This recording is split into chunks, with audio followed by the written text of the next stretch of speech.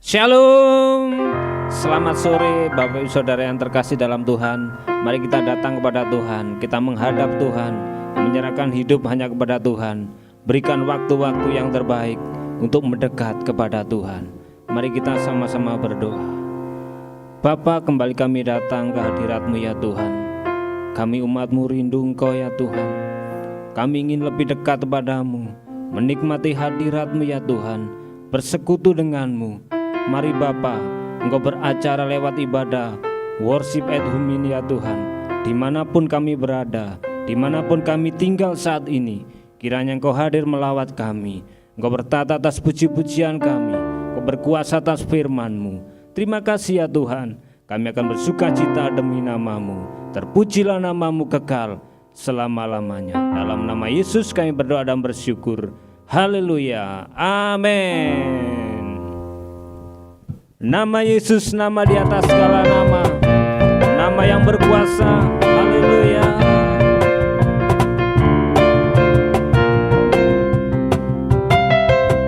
Bangkit, serukan nama Yesus.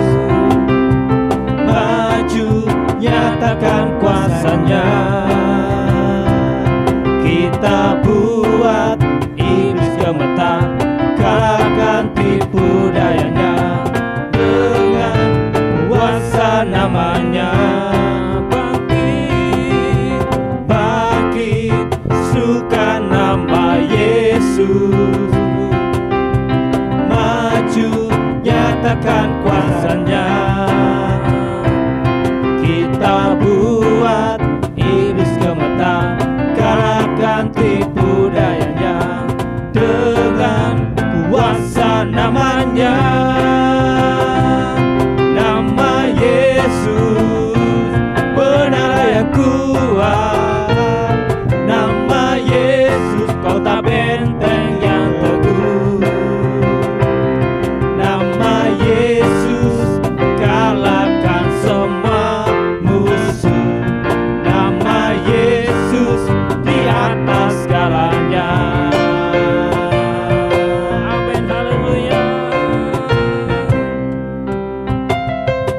Bangkit, serukan nama Yesus. Mari maju, maju, nyatakan kuasanya. Kita buat iblis gemetar, kalahkan tipu dayanya dengan kuasa namanya. Nama Yesus benar yang kuat. Nama Yesus kota benteng yang teguh. Nama Yesus kalahkan semua musuh. Nama Yesus di atas segalanya. Mari bangkit, serukan nama Yesus. Bangkit, serukan nama Yesus. Maju, nyatakan kuasanya. Kita buat iblis gemetar, kalahkan tipu dayanya dengan kuasa namanya.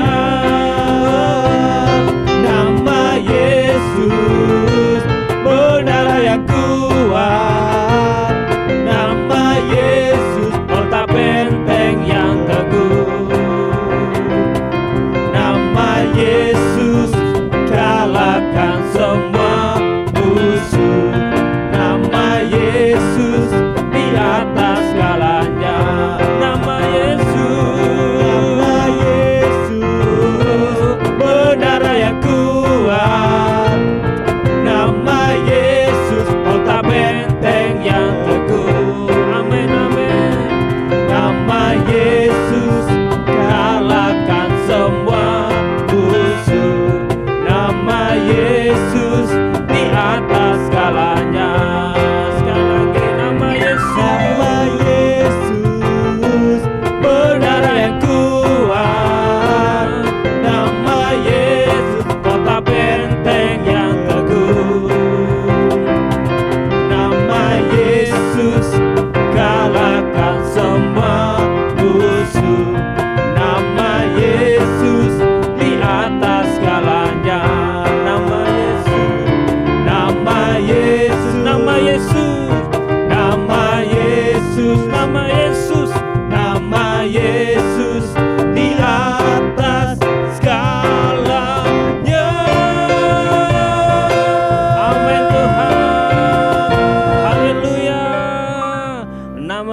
nama di atas segala nama. Haleluya, sebab Tuhan Maha Besar. Dialah yang dipuji dan disembah.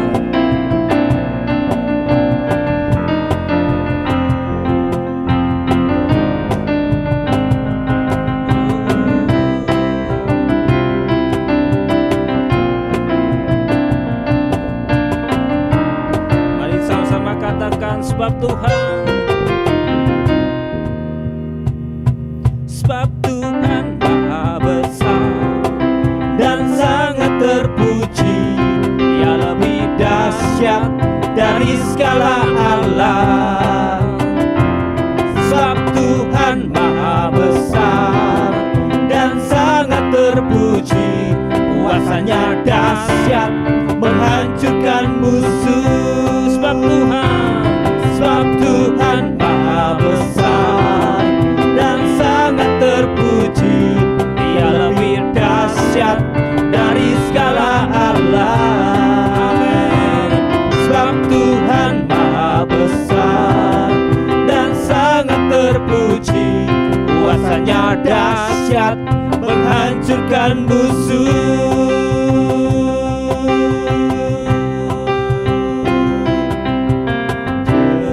Ceritakanlah kemuliaannya di antara segala bangsa, dan perbuatannya yang sungguh ajaib di antara suku bangsa.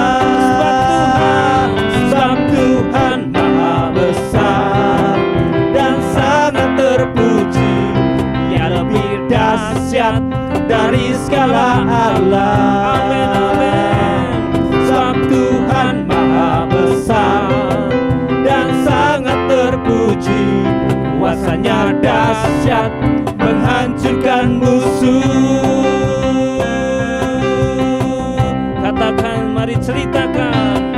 Ceritakanlah kemuliaannya di antara segala bangsa, dan perbuatannya yang sungguh ajaib di antara suku bangsa. Sebab Tuhan Maha Besar dan sangat terpuji. Dia lebih dahsyat dari segala Allah. Sebab Tuhan Maha Besar dan sangat terpuji. Kuasanya dahsyat menghancurkan musuh. Sebab Tuhan Dia Allah yang besar dan sangat terpuji. Kuasanya melebihi dari segala Allah. Lebih dahsyat dari segala Allah. Sebab Tuhan Maha Besar dan sangat terpuji. Kuasanya dahsyat menghancurkan musuh. Sekali lagi katakan. Sebab Tuhan Maha Besar dan sangat terpuji. Dia lebih dahsyat dari segala Allah. Sebab Tuhan Maha Besar dan sangat terpuji. Kuasanya dahsyat menghancurkan musuh. Kuasanya dahsyat, dahsyat, dahsyat, dahsyat, dahsyat, dahsyat, dahsyat, menghancurkan musuh. Haleluya. Oh, Tuhanlah Raja Maha Besar. Amin. Mari datang menyembah Dia.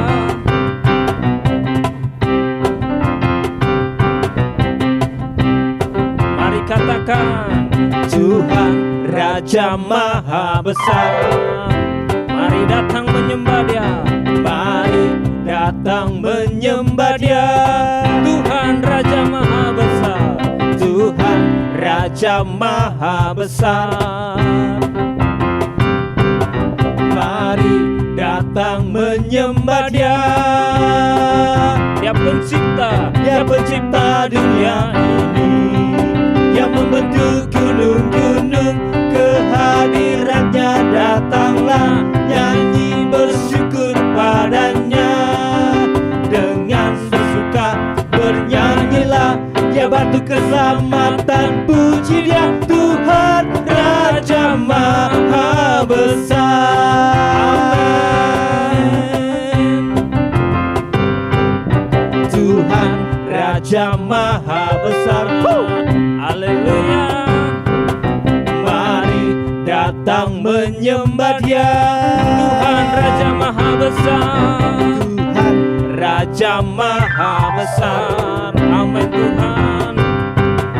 Mari datang menyembah Dia.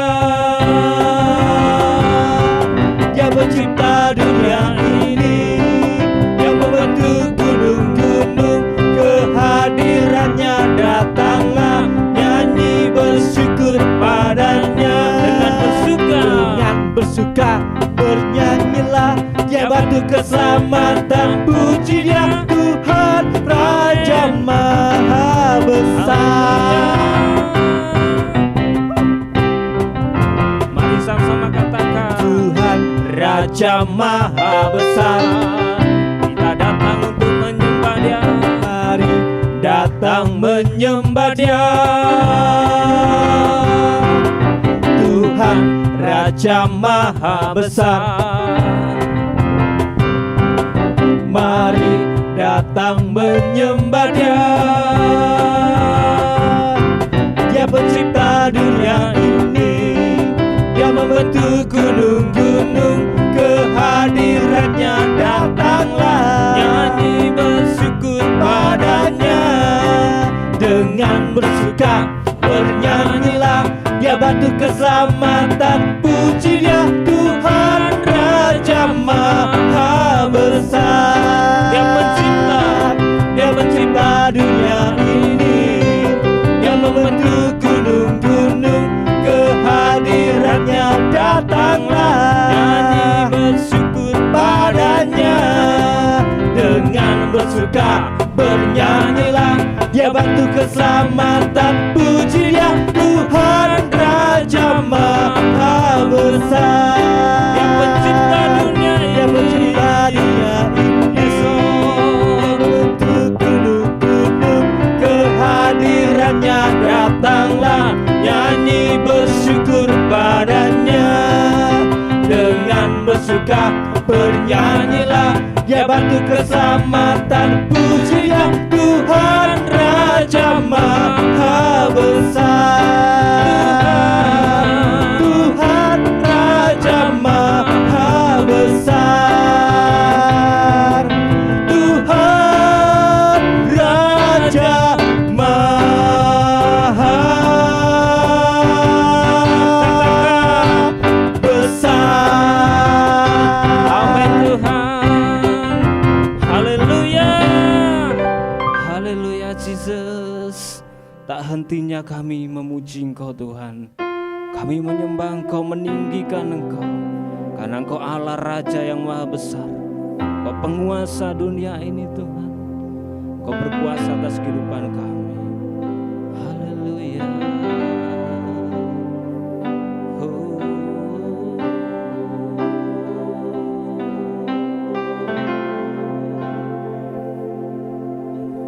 Anugerah-Mu kepadaku tak pernah berubah. Perbuatan-Mu terlukiskan di dalam hatiku.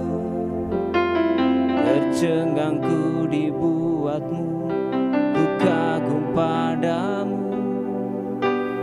Tak ada hal di hidupku yang luput dari-Mu. Kau indah, Kau mulia, tiada seperti-Mu. Ku ingin hidupku menyenangkan-Mu. Kau terawal dan terakhir, segalanya. Seluruh bintang pun bersinar ucapanmu. Engkau pun mengasihiku, menulis hidupku. Tak henti segenap nafasku, menyembahmu selalu. Ku puji, ku sembah, tiada sepertimu. Ku ingin hidupku menyenangkanmu. Segala puji, segala hormat, segenap hatiku menyembahmu. Terimalah segenap hidupku sebagai persembahan yang hidup. Haleluya.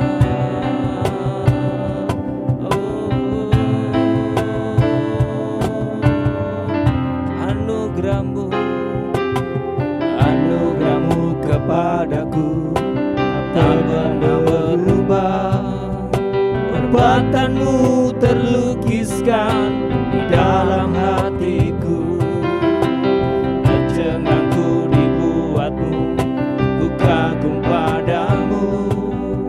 Tak ada hal di hidupku yang luput darimu. Kau indah, kau mulia, tiada sepertimu. Ku ingin hidupku menyenangkanmu. Kau terawal dan terakhir, pencipta segalanya. Seluruh bintang pun bersinar oleh ucapanmu. Engkau pun mengasihiku, menulis hidupku. Tak henti segenap nafasku, menyembahmu selalu. Ku puji, ku sembah, tiada sepertimu. Ku ingin hidupku menyenangkanmu.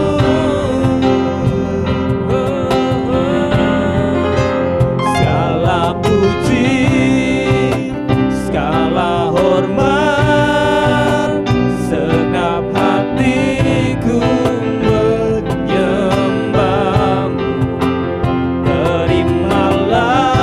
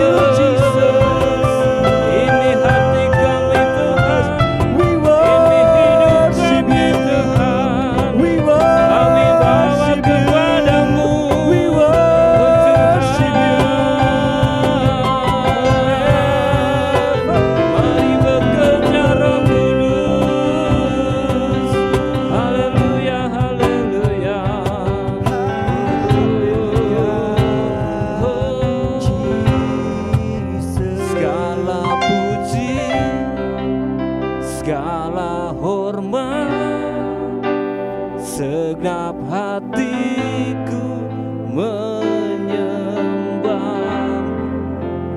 Terimalah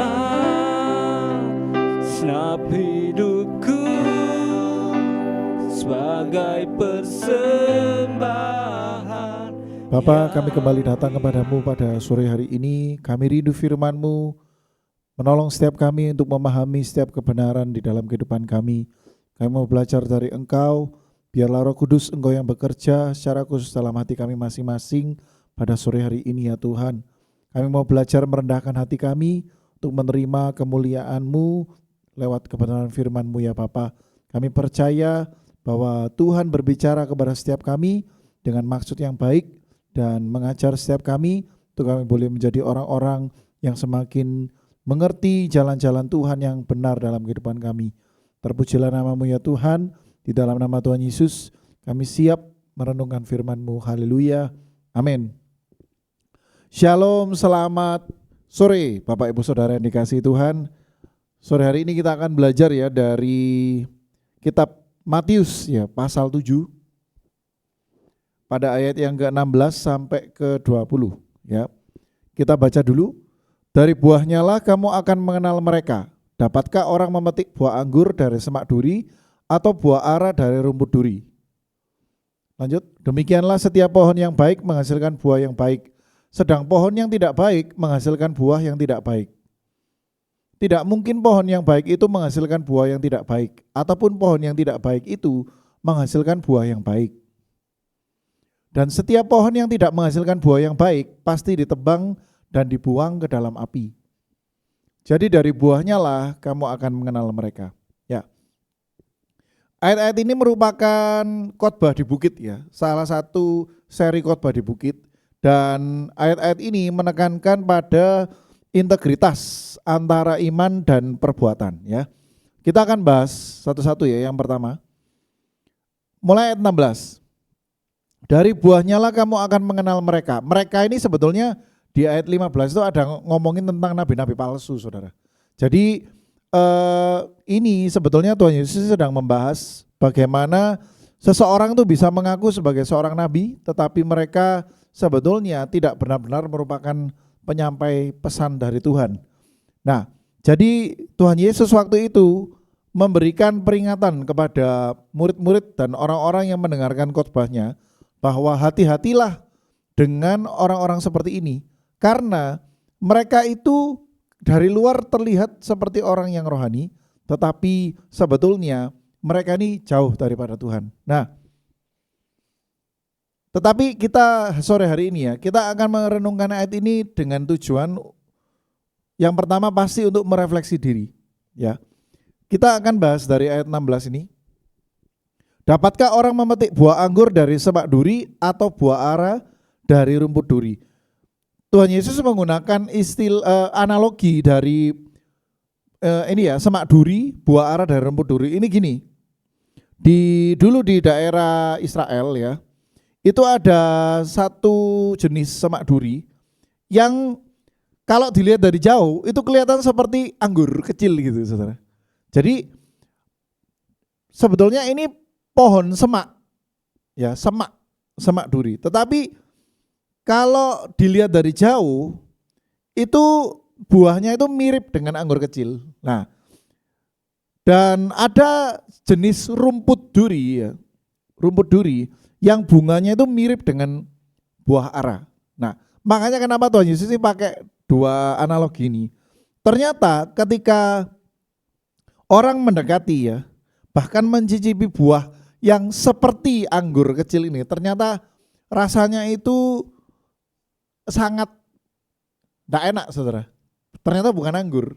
Dan bahkan berpotensi orang yang mendekati semak duri atau rumput duri ini akan terluka ya, karena semak duri dan rumput duri ini mengandung duri, makanya namanya semak duri dan rumput duri.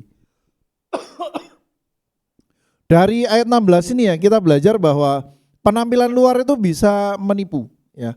Penampilan luar itu tidak hanya bicara tentang penampilan fisik, tetapi juga perbuatan-perbuatan ya.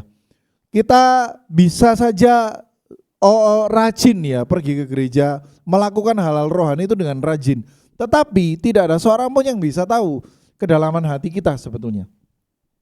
Jadi ada banyak orang yang kelihatan dari luar itu seperti orang yang sangat rohani, tetapi ternyata ketika didekati, orang-orang tersebut berpotensi melukai kita malahan itu ya. Ini yang dimaksudkan oleh Tuhan Yesus di ayat 16 ini. Kita lanjut ya. Nah, ayat 17 ini menarik ya saudara. Demikianlah setiap pohon yang baik menghasilkan buah yang baik, sedang pohon yang tidak baik menghasilkan buah yang tidak baik. Jadi ya jelas ya, kalau pohonnya baik maka buahnya pasti baik. Sedangkan pohon yang tidak baik buahnya pasti tidak baik. Nah, pohon yang baik ini menggunakan kata agathos. Agathos ini artinya itu baik secara esensi atau kualitas di dalamnya. Jadi pohon yang baik itu bukan pohon yang kelihatan kokoh, kelihatan luar biasa, kelihatan sehat, bukan saudara. Karena akar kata baik ya, pohon yang baik yang digunakan di dalam ayat ini itu adalah agathos. Agathos itu artinya adalah baik secara esensi alias apa yang di dalam pohon ini gitu ya. Jadi pohonnya itu memang benar-benar sehat, benar-benar baik. Maka kalau pohonnya ini sehat secara esensi atau bagian dalamnya itu sehat, maka pasti buah yang dihasilkan itu akan baik juga. Sebaliknya pohon yang tidak baik itu menggunakan istilah kata sapros. Secara harafiah itu artinya adalah busuk ya. Ini bukan sekedar pohon yang sakit, tapi pohon yang memang esensinya itu sudah tidak baik gitu. Esensi isinya itu sudah tidak baik. Seperti itu saudara. Nah, jadi yang dibicarakan oleh Tuhan Yesus di ayat 17 ini bicara mengenai natur seseorang ya. Apa yang ada di dalam diri seseorang. Jadi esensi yang ada di dalam hati seseorang. Sesuatu yang rohani ya, yang sesungguhnya ada di dalam, bukan yang terlihat di luar. Seperti itu ya saudara. Jadi ini perlu kita tahu dulu ya. Nah, kita lanjut ya ayat 18. Tidak mungkin pohon yang baik itu menghasilkan buah yang tidak baik. Ini ya Tuhan Yesus ngomong tidak mungkin. Nah ini kata ini perlu kita garis bawahi. Tidak mungkin itu berarti tidak bisa ditawar. Itu sudah tidak ada kemungkinan sekecil apapun, tidak ada.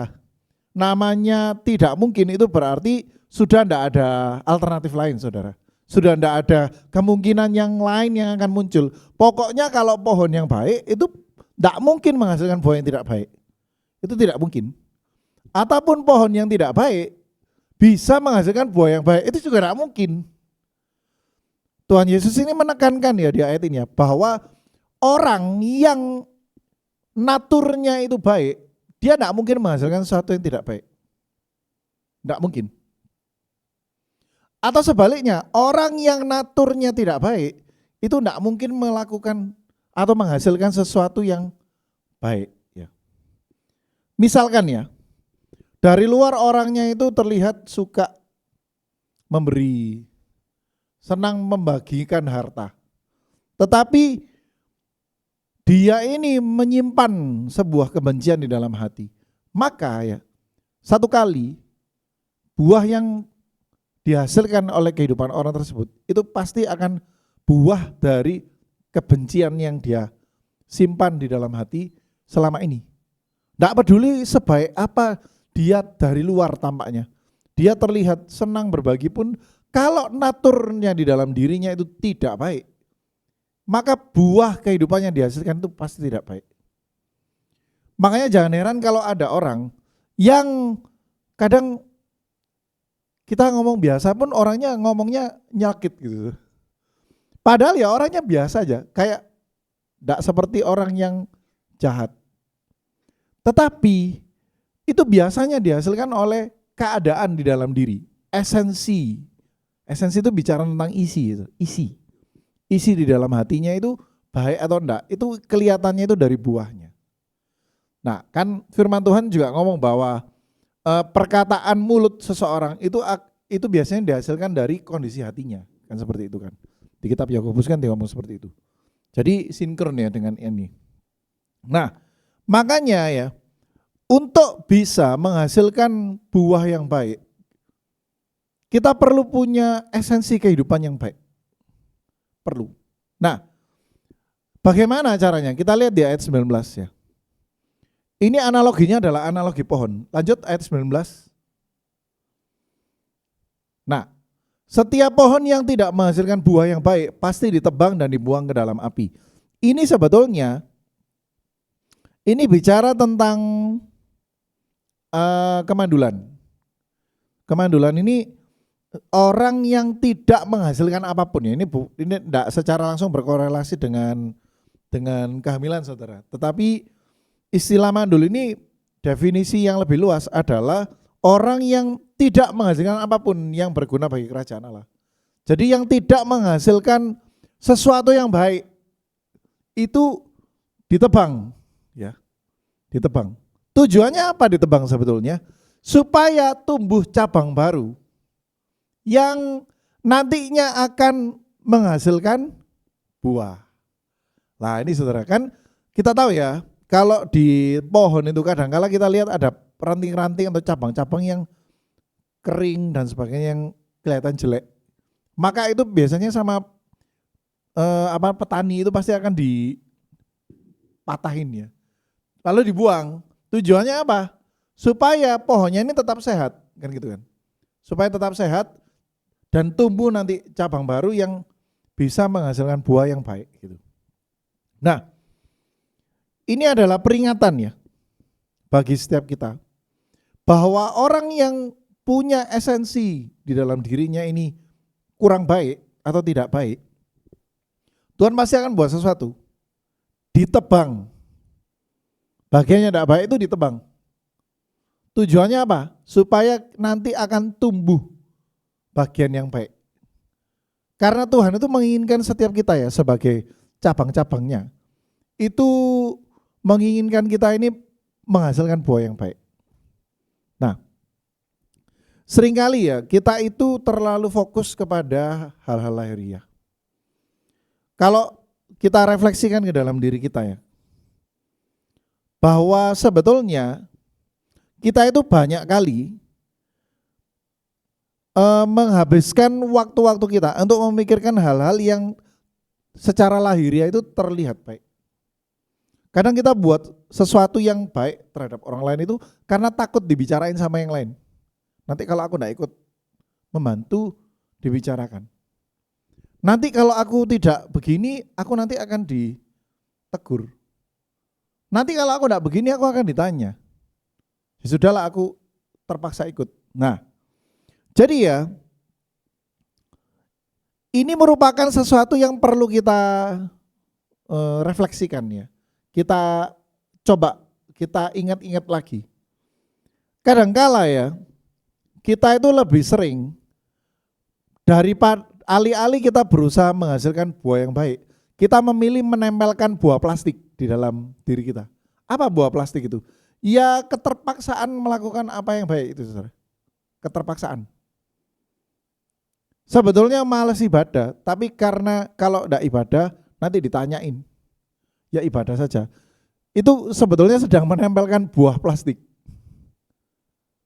Buah plastik. Jadi ya, kita itu sering terlalu fokus kepada apa yang terlihat di luar. Nah, sore hari ini ya, mari kita renungkan sama-sama ya kebenaran firman Tuhan ini. Ayat 20 ini merupakan sesuatu yang penting ya. Jadi dari buahnya lah kamu akan mengenal mereka. Jadi ya, karena ini diulang, ini sebenarnya kan pengulangan dari ayat-ayat sebelumnya. Dari buahnya lah kamu akan mengenal mereka. Ini bukan hanya sebuah pengulangan biasa, tetapi ini menunjukkan satu hal yang utama, yang penting dari semua ayat ini. Ternyata pesan utamanya itu yang ini. Jadi dari buahnya lah kamu akan mengenal mereka. Nah, jadi sekarang ya, mari kita refleksikan bersama.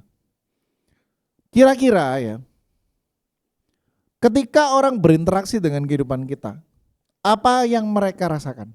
Apakah mereka merasakan buah yang baik dari kehidupan kita? Apakah mereka merasa bersukacita saat mereka berinteraksi dengan kita? Apakah mereka malah terluka saat berinteraksi dengan kita? Ini perlu kita tanyakan ke dalam diri kita sendiri. Ini merupakan sebuah sarana untuk kembali memperbaiki esensi kehidupan kita yang sesungguhnya. Jadi jangan hanya menilai sesuatu itu dari sudut pandang kita sendiri. Menurut kita apa yang kita lakukan ini sudah baiklah untuk mereka. Tapi coba kita pikirkan sebaliknya. Bayangkan dari sudut pandang orang lain yang ada di sekitar kita. Saat mereka berinteraksi dengan kita, apakah mereka merasa sukacita, merasa damai sejahtera saat di dekat kita? Itu merupakan buah, saudara. Buah yang baik. Atau apakah mereka malah merasa kita ini menjengkelkan? Bisa saja kan, saudara. Nah, lalu yang kedua ya, pertanyaan refleksi yang perlu kita renungkan bersama. Apakah hal-hal rohani yang kita lakukan selama ini itu keluar karena cinta kasih kita terhadap Tuhan secara sukarela, atau itu hanya sebuah buah plastik yang kita tempel sengaja? Kita ikat di kehidupan kita ini supaya kelihatan, oh ada buahnya, ada buahnya. Sukacitanya sukacita buatan. Hal rohani yang kita tampilkan itu buatan. Apakah seperti itu? Buah yang asli itu tumbuh secara organik, saudara. Organik itu artinya tumbuh secara alami karena hasil dari kesehatan rohani kita. Jadi kalau orang rohaninya sehat, itu pasti buahnya akan baik. Secara otomatis, itu tidak bisa dibohongi, saudara. Secara alamiah orang akan menikmati buah kehidupan, buah rohani dari dalam kehidupan kita. Mereka akan merasa, oh ternyata si A ini membawa damai sejahtera. Aku senang ngobrol sama si A, karena kalau ngobrol sama dia itu selalu damai sejahtera yang keluar. Yang aku rasa selalu itu. Nah, itu baik, saudara. Dan buah asli itu tidak bisa sekejap, butuh waktu. Kita kadang merasa waktu lakukan hal-hal yang baik terhadap orang lain atau melakukan hal-hal yang rohani, itu kita kadang merasa capek, merasa lelah gitu, merasa capek berpura-pura. Lah ini berarti satu tanda bahwa sebetulnya ada yang sakit di dalam rohani kita. Kita perlu belajar untuk memupuk ya diri kita ini sampai kesehatan rohani kita ini benar-benar baik, sehingga buahnya itu otomatis nanti akan muncul, buah rohaninya itu. Sehingga orang lain yang ada di sekitar kita itu mereka akan merasakan buah rohani yang baik. Nah, yang terakhir, saudara, yang lebih penting daripada buah yang baik ya, ingat buah itu perlu nutrisi. Pohon yang menghasilkan buah itu biasanya pohon yang punya akar yang sangat kuat ya. Karena tanaman yang akarnya itu sakit itu pasti tidak bisa jadi baik. Saya pernah nanam selada, saudara, hidroponik. Selada itu sehat selama 1 bulan itu mengembang gede. Kebetulan saya beli bibit seladanya itu bibit selada impor, saudara. Namanya itu Batavia ya, selada Batavia. Itu selada yang terkenal sangat baik, tahan di segala cuaca. Ternyata setelah 30 hari itu dia gede. Saya pikir besok aja saya saya panen gitu ya. Besoknya waktu saya masuk ke dalam hidroponik itu, selada yang kemarin saya lihat gede itu seger, saudara, besoknya layu. Kaget saya loh, dalam semalam kok bisa layu ya. Saya pikir apa karena kena panas, tapi kan selada kalau enggak kena panas juga enggak sehat gitu.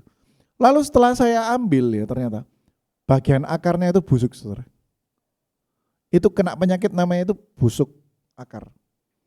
Jadi karena akar yang busuk ini menyebabkan seluruh bagian selada ini layu.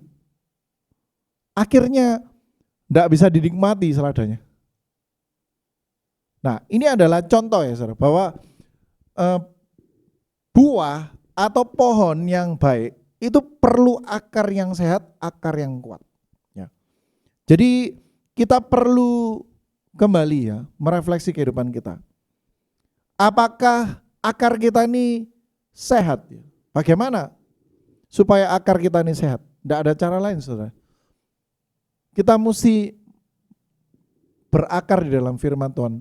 Kitab Mazmur pasal yang pertama itu ngomong orang yang kesukaannya Taurat Tuhan, yang merenungkan Tauratnya itu siang dan malam, ia seperti pohon yang ditanam di tepi aliran air yang menghasilkan buah pada musimnya.